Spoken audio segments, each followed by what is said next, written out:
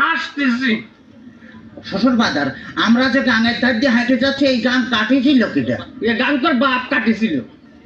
এত বড় গান আমার বাবা কাটেছে? তোর বাপ কাটিছিল? আমার বাপ কাটেছিল তো এই এত মাটি ফেলেছিল কারণে। এত মাটি আমি খাইছিলাম শালানি তোরে জামাই কোথাকা।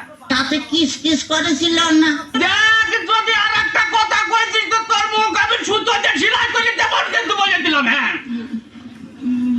তাহলে আমি শ্বশুর বাড়ি যাই, গোস্ত চাবা খাবো না কেমন? পিঠে খাবো না কিন্তু রে, পিঠে খাবো না কিন্তু রে। এত পাপ যে আমার জ্বালাতে আসছিস তাতে আমার সহ্য হচ্ছে না, তুই বুঝতে পারতেছিস না। আর শোন তোর ওই শাশুড়ি আর তুই বাবা পিঠে মানে এদিকে তো আগায় মানে তুই বাবা পিঠে বানাইছিস তো ভারী মজা। শ্বশুর বাজার কি বিয়ে করেছেন? দেখ তো কথার ঢং। হ্যাঁ বিয়ে করেছি